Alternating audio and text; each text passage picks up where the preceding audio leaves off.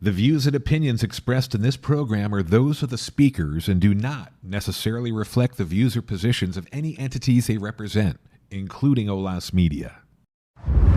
Olas Media presents Inside the Crime Files with Anne-Marie Schubert.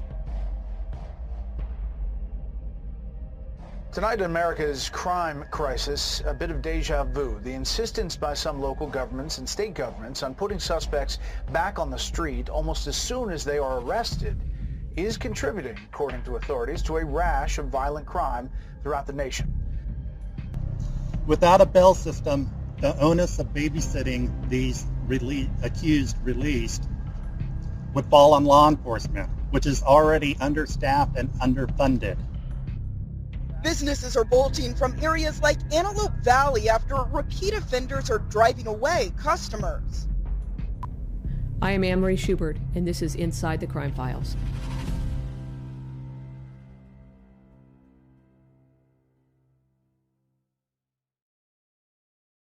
It started with the coronavirus zero bail. Then last month, the state Supreme Court ruled it's unconstitutional to require defendants to remain behind bars if they can't afford bail. Sacramento County Court saying, in part, although the court understands the concerns expressed, we are mandated to maintain a bail schedule and bail system that's consistent with the U.S. and California constitutions. But business districts say more needs to be done. Until we have the chronic nuisance offender program back in place, until we have more tools, the problem's only going to grow. It's only going to get bigger. Well, I've been a prosecutor for going on 27 years in Yolo County. And just to put it in context, Yolo actually borders Sacramento County. To our east and to the west is the Bay Area. And so I've been the elected DA in Yolo for going on 17 years. And so now that makes me one of the longest serving DAs in California currently. I can't believe I'm saying that. But, it's been a great career. I got into the profession because I felt passionate about fighting for victims of crime. And I also felt passionate about trying to improve things in California, to improve public safety, to improve the efficiency of the system.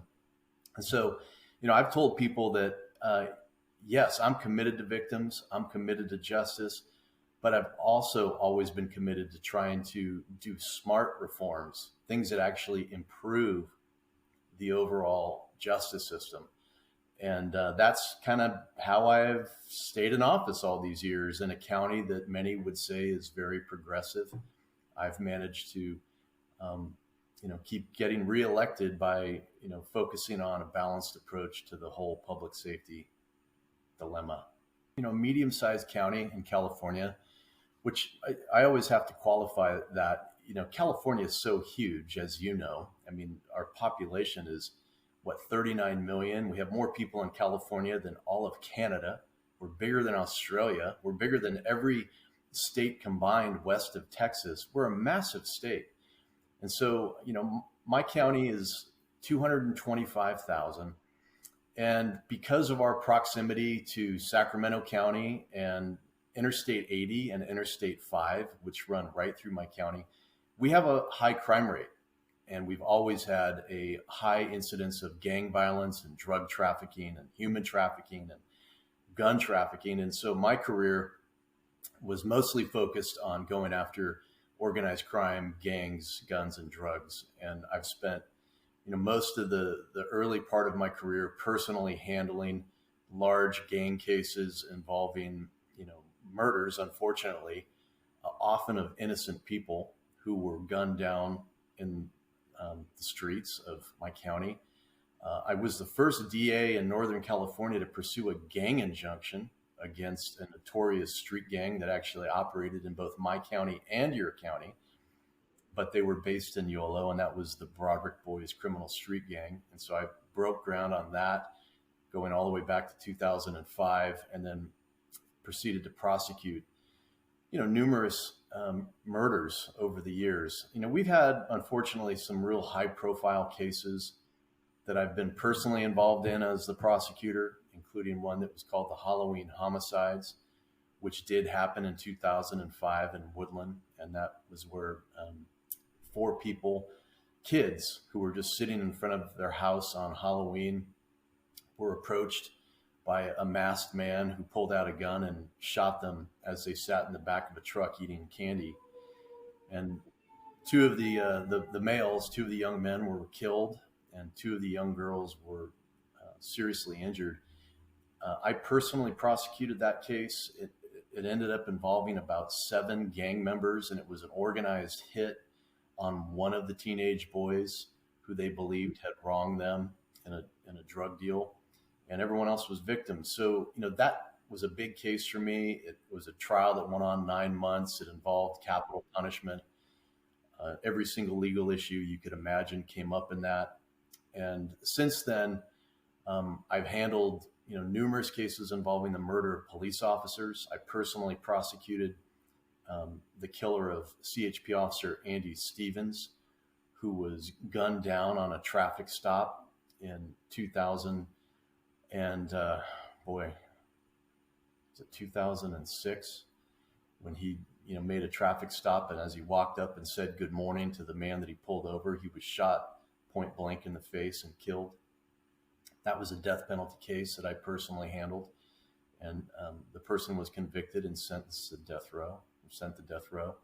And then shortly on the heels of that, actually, ironically, the day after that killer was transported to death row, I received a phone call in the middle of the night of another police officer in Yolo County, Deputy Sheriff Tony Diaz, who was also murdered by another man during a car stop. And so I personally handled that prosecution, which resulted in a death sentence. So I've been involved in everything as a prosecutor over the years, definitely specializing in the more high-profile gang and crimes against officers. But now, as the DA, I really am more involved in day-to-day, running of the office. We have 40 deputy DAs, so we're not tiny. A lot of offices in California and the country, I think the average prosecutor's office is less than 10 deputy DAs, and that. So, on a national scale, Yolo County, we're actually in the top 15% size-wise. But again, because California is so huge, people say, oh, well, it's little old Yolo County. Well, we're not that little. And the other thing that, has put Yolo County, I guess, on the map a little bit is because of our proximity to Sacramento and the media market there. We get a lot of coverage. And so we do a lot of things that get picked up by the media in Sacramento. The Capitol is right there, obviously, and I have been drafted on multiple occasions to go to the Capitol and to fight for victims and to fight for the issues that both you and I care deeply about when it comes to, keeping our communities safe. The story of California's criminal justice reform experiments, in my mind, really started in 2011. And that was when something called AB 109, Assembly Bill 109, otherwise known as realignment, was passed by the legislature and signed by then Governor Brown. And what it did is it shifted state prisoner responsibility from state prisons to the local counties. And it became the county's burden then to house in their jails prisoners, people who had been convicted of some pretty serious crimes, were brought back to all of our counties, 58 counties in California, and all of a sudden every county was bringing back state prisoners to house in their jail. That was the first. That was maybe the first pin that dropped. Then in 2014, maybe the biggest reform, quote unquote, reform disaster ever. And it was called Proposition 47, the Safe Neighborhoods and Schools Act. And it essentially decriminalized drug crimes and theft crimes, reduced them to felonies, from felonies to misdemeanors. And it was a bomb in California. And in my opinion, and I think you probably agree with me, I know most of our colleagues around the state would say that Proposition 47 is at the nucleus of so many of the problems we see today in California, with the homelessness epidemic, the rampant thievery, the break-ins, the decay. It's all traceable to Proposition 47. And what was really sinister about that initiative is that it was given that title, the the safe neighborhoods and schools population and the description in the voter ballot by the Attorney General. That was one of the powers the Attorney General has, is to set the title and summary. And it was deceptive. I mean, I had people, it was crazy. I mean, I had people that were, married to police officers. They were in the law enforcement family, and they were coming up to me the day after that initiative was on the ballot and telling me, I voted for Proposition 47. Aren't you proud of me? And I knew we were doomed when that started to happen, because people were tricked. And, when you walk around communities, like, in my county, we have a significant growing homeless population, most of whom are addicted. That's just a fact. And Sacramento County is the same, and every big city. Every single person should be thinking Proposition 47 when they see that. That's what they should be thinking. It's not a housing problem. That's a lie. It's mostly, almost entirely, an addiction problem, and that was fueled by Proposition 47. But moving on, in 2016, there was another initiative on the ballot. It was Proposition 57. It was another one where voters were tricked, in my opinion, and it was essentially focused on the early release of prisoners from state prison. Early parole. They promised it would be early parole for people who were reformed, who had rehabilitated. What they didn't tell the voters is those decisions would be made by some bureaucrat behind closed doors without a public hearing, without real sufficient input from the victims and the parties. And what they also didn't tell the voters is there was a provision in Proposition 57 which allowed the state prisons to award enhanced credits for early release administratively. They could basically make up the rules themselves. The bureaucracy behind that is so deep that most of the public has no idea how it happens or why it happens. But the reality has been that over 76,000 prison inmates benefited from enhanced credits, early release. They're not rehabilitated. They're being dumped onto the streets. And that has driven the problem, especially the violent crime problem that we have seen. So you had Prop 47 that's driven the drug addiction, the homelessness, the decay. You've got Prop 57, which has driven the violent crime, the gangs, the guns. Those two together are at the root of so much of what we've seen in California in the last, going back, 9 years now. And I do this to people all the time. I say, let me tell you some of the crimes that are considered nonviolent under Prop 57. People who are getting out early because it's deemed nonviolent. Human traffickers, people who've been convicted of domestic violence, raping an unconscious person. These are nonviolent crimes under California. It's insane. And the voters didn't understand that. And they also didn't understand that just because, let's say somebody's current crime, was a nonviolent, like a burglary. Well, what if they have a whole history of violence? What if they've been committing violent crimes their whole life? Just this most recent crime was a burglary. Well, they're still a violent offender, and they're benefiting from the early release and the early parole. And these are all the complex details that the voters didn't understand. And that's what's happening right now, is we're seeing a massive dump. You're right, a dump truck of very violent people from the state prisons into our communities. And the numbers are staggering, how many prisoners have been released under these programs into California's communities. It's staggering. And now we're below, I think the latest number was 93,000 in the state prisons. And that's as a result of all of these policies that we've talked about.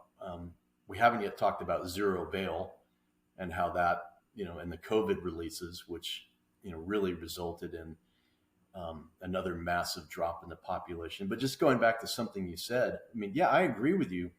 Reform is a critical part of our job, getting people rehabilitated. And I know you did it when you were the DA in Sacramento. I do it now. I support mental health courts. I support drug courts. I support, restorative justice programs in my county. I support all of these different alternatives for people to get well, to be held accountable, to get well, to make victims whole, and to get them reintegrated.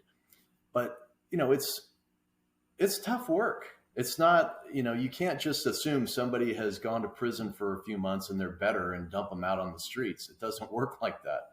And so I feel like, where California has failed and the policy really is in the rehabilitation side of the house. Even a state auditor just recently came out and said that California prisons have failed on rehabilitation.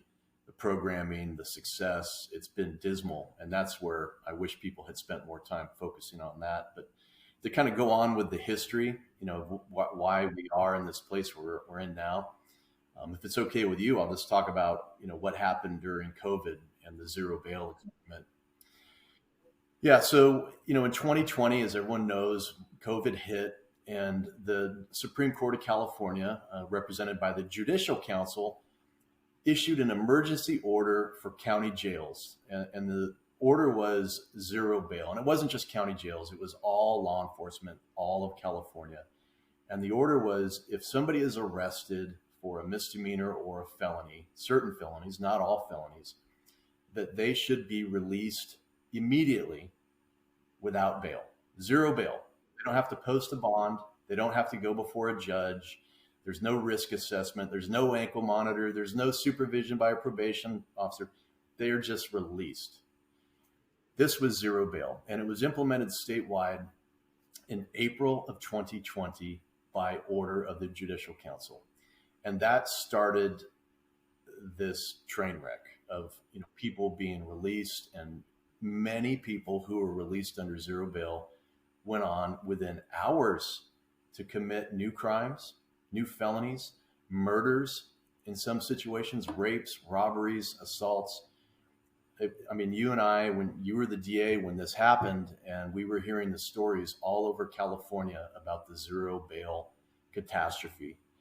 Well, the unfortunate thing is, although the Judicial Council ended the zero bail policy that it had ordered within 3 months, it left it up to the counties to decide whether they wanted to continue with it on a local level. And my county did, and many counties, the vast majority of counties in California, did continue with zero bail because of the political pressure, frankly, that was coming upon them from, folks, the health community and others that believed, we should just be releasing everybody from jail instead of taking the chance that anybody gets sick and dies. By the way, not a single person died in the Yolo County Jail as a result of COVID, ever. I mean, they seized upon the crisis to push an agenda of mass release. And that's what really angers me. Look, COVID was real. We all know people who got really sick or died. I'm not belittling the fact that that was a real crisis and we all lived through it. What I'm attacking is the policy of zero bail was really, it was seized upon by advocates to just, fulfill their mission of getting as many people out of jail as fast as possible, right?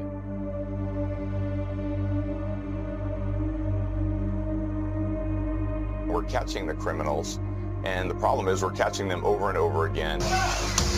The revolving door of the criminal justice system is infuriating many police chiefs.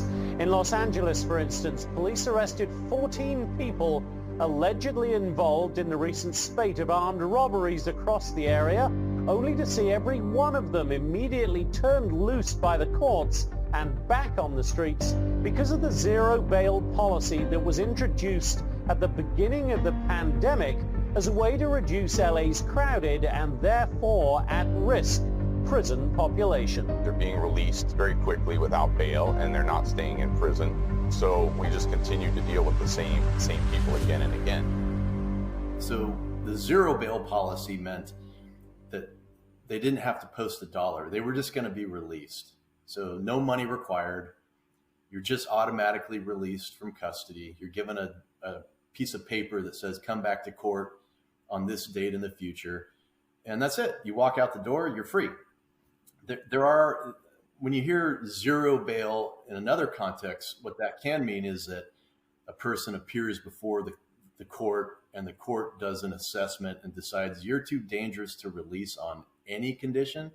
And so there's zero bail, meaning there's no amount of money that you can post that I'm going to deem sufficient for you to be released. And that's, that's another way of, saying zero bail in that context. But important to say that all bail decisions are made by the judges, by the courts, right? They're not made by the DAs. We're simply offering an opinion, advocating. But what I noticed, and again, I reference this, is when zero bail was put into effect and we started to see these violent crimes happening in our community, I thought the public needed to know about it. And I started to put out press releases. I know you did too as well in Sacramento, announcing when some of these horrific crimes were committed by people on zero bail. And it was like every single day, it felt like we were putting out releases of, murders. We had murders committed by people released on zero bail, robberies, attempted murders, shootings, stabbings, domestic violence. It was really a nightmare scenario. At the same time, I committed to collecting every bit of data I could on every one of these individuals to put out a comprehensive report on zero bail once it was over. And ultimately, that's what I did.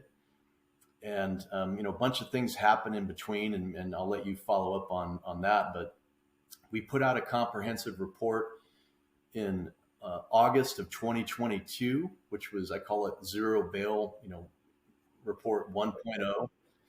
And that report was really important because it was used to kill a bill in the assembly, in the state legislature, that was basically a zero bail bill. It was another attempt by the legislature to implement zero bail in California. We saw an 80% increase in the number of felons in possession of firearms within a year.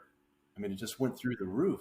And, that's hard data. I was hearing from police officers and everyone who worked the streets that the number of guns out there was astronomical. It was insane. And of course, I'll just, I don't need to remind you, but we were seeing horrific gun crimes committed through our communities. And, you had a mass shooting on K Street in Sacramento, a very busy tourist restaurant nightlife area. And that was committed by a guy who was a Prop 57 beneficiary, stolen guns, ghost guns, multiple guns. And that was an extreme example, but it was happening all over our communities. We had a huge spike in murders with ghost guns. So it's all related. It was all related to just failed policy. And the failure to appear rate went through the roof. People just stopped coming back to court. Most of these people on zero bail, we later learned through the study, were recommitting. They were reoffending. It wasn't just that they were not coming back to court. No, they were going out and committing more crimes, some real horrific crimes. But, that's the problem with the zero bail system, where people are released without having to post any bond, without having to have any stake in, an incentive to come back to court. You just see these massive failures to appear. And that's been well documented all over the country where, whether it's in, Harris County, Texas, where they've documented that. They even documented it in Chicago when they had a zero bail system. New York, other places that have experimented or implemented zero bail have seen that. And it's a real disservice to justice because you've got people now who've, committed crimes. They've been ordered by the system to come back, and they don't care. They're gone. So, and the reality is, people say, oh, well, a warrant's issued. Why don't the cops just go out and find them on the warrant? Let me tell you something. Officers are so busy. We're understaffed almost everywhere in California, and they are running from call to call most days. Nobody has time to go out and track down people who have failed to come to court. They just don't. I'll just tell you, I've been pretty public about it. I have a family member who's a heroin addict that lived in your county. He still lives in your county. He committed dozens of crimes, misdemeanors, and was given the tickets, the notices to appear.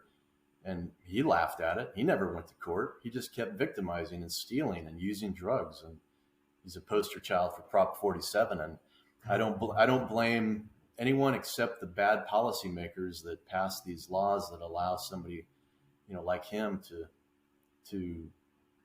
he's going to die on the streets from an overdose or be killed. And it's heartbreaking because I love them. But, getting back to the bail, what happened in California, despite the fact that we were in this COVID lockdown and we had the zero bail experiment ongoing, there was an attempt by another lawmaker, Senator Bob Hertzberg out of LA, to pass another bill in 2021 that would have implemented zero bail permanently. So in 2021, the zero bail bill was being pushed by Hertzberg. As you said, Bonta was already the AG by then. And he was getting momentum. It was moving along in the California legislature when something happened that changed everything. And that was a murder in your county. And you probably can't talk about it like I can, but I'm going to talk about it because I think it was a real game changer. And that's in September of 2021, a woman by the name of Kate Tibbetts in Land Park, just outside of downtown Sacramento, was visited by a man who was a beneficiary of many of these bad policies, including zero bail. And he broke into her house and he raped her and he murdered her and he killed her dogs and burnt her house down. And that man, that story went national, and that crime stopped Hertzberg in his tracks. That bill was shelved at that point because there was so much pressure and notoriety on that case and the policies that had resulted in her murder. And it's tragic that that happened. And I wish that had been the end of the story on zero bail, but it's not. I tell you, again, I'm in a real progressive county. I've done a lot of things that probably you wouldn't have done in Sac County that involved reform movements, but I had closely analyzed the details on how things were going to play out, always with victims in mind. I don't want to create a policy that's going to result in more victimization. And the reality on a lot of these initiatives, especially that were passed, and I'll just use Proposition 57, which was the early release of prisoners and the credits that they're now getting secretly awarded. It has created a situation for me as a prosecutor and my team, my office, that when we now meet with victims of crime and they ask us, well, how long is the person going to do in prison if they're convicted? Our answer now for the vast majority is we can't tell you, because even if once the judge issues his or her sentence, it's pretty much just a recommendation in California. It's a recommendation. It doesn't mean anything because the system has been so corrupted now by these initiatives, which have given power to bureaucrats who are not elected, who work behind the scenes, and they are expediting, they're fast tracking the release of prisoners. It's a true statement. And it's a real, they look at us, victims look at us like, are you kidding me? So we ended up looking at all of the individuals who were released on zero bail during this experiment, the zero bail experiment. And in my county, there were 595 people who were released on zero bail. Those include, felony crimes and misdemeanor crimes. And we looked at what happened. And what we found was that over 70% had recidivated. They had reoffended, many within days or weeks, most within months. They committed crimes, as I mentioned, murder, attempted murder, robbery, domestic violence, rape. There was a long list of crimes they had committed. That first study that I released in August of 2022 was published. I made it public. I was totally transparent on it. I put it out, and it was used by a lawmaker in Sacramento on the floor of the assembly on the last day of session, on the final hour. They used our study from Yolo County to help kill another Hertzberg bill that was designed to basically implement a form of zero bail. And that was a big deal, that we were able to use data, real data, to help kill this bill. And, there's a lack of data across our state, and I'm glad that I was able to do this one report. But the one criticism that I had about the report was okay, great, Jeff, you told us what the recidivism rate was for people who got out on zero bail. But what was the control group? What was it for people who had posted bail? Well, so that was 2.0. And so I just recently, a few weeks ago, published that study. And what we found was staggering. The study showed that people who were released on zero bail compared to a similar group of people released on posted bail, similar demographics, similar crimes. Here's the difference. Those on zero bail committed 163% more crime than those who posted bail. And those on zero bail committed 200% more violent crime than those who had been released on bail. In every single category, people who were released from custody on zero bail reoffended at a higher rate, every crime type, faster, more often. It was a complete shock to me, frankly, how aggravated the zero bail data looked. And we put it out in a report, and it went viral, and it's gone national. It's been talked about in, I'm told, many state legislatures. They're now pulling up the Yolo County report on zero bail. And, the data is what it is. I didn't put any opinion into it. Here it is. To me, I just think there's such a lack of real thoughtful analysis going on in Sacramento on some of these policies. And I've seen it, and I know you saw it too.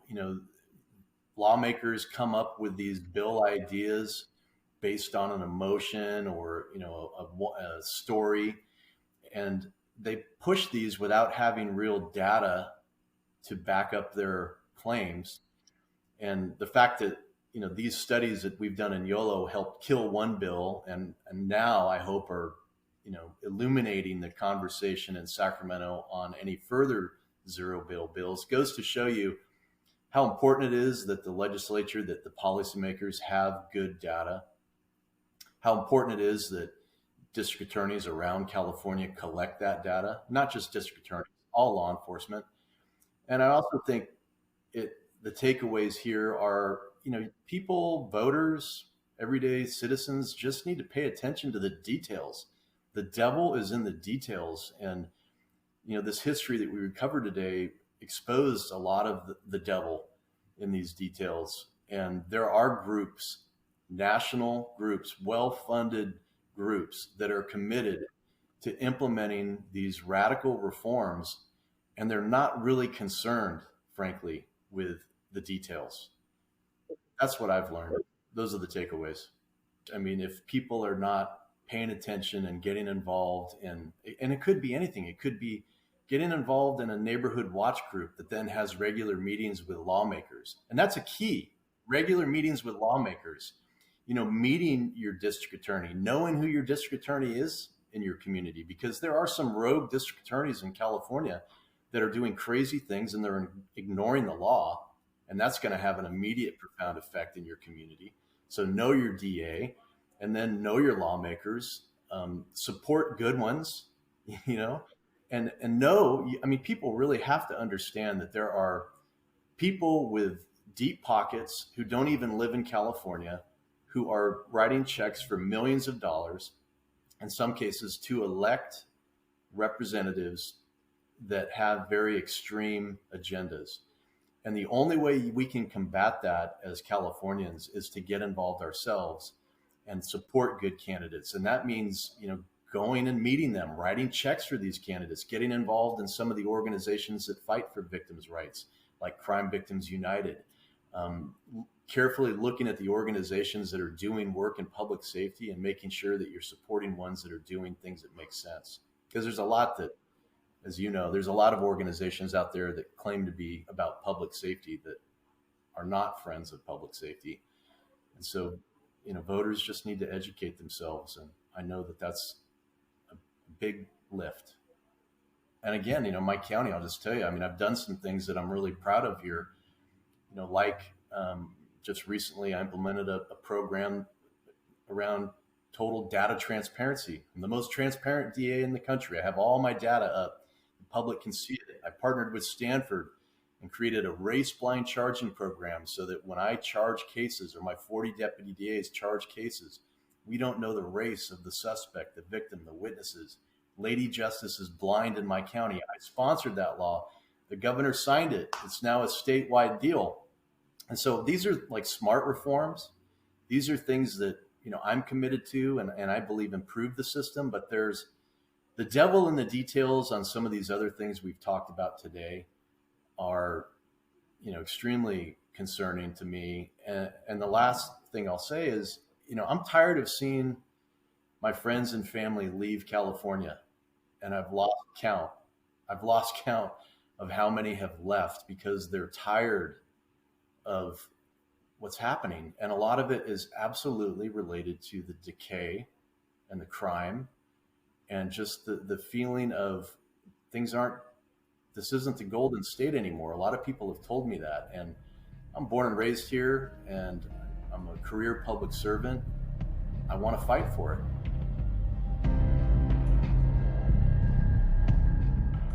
For the listeners out there, I hope you keep listening to these podcasts. You can find us on InsideCrimeFiles.com and listen to more about the true consequences of crime and the innovation, the inspiration that comes out of these cases. So I just thank you all. Inside the Crime Files with Anne Marie Schubert. Olas Media.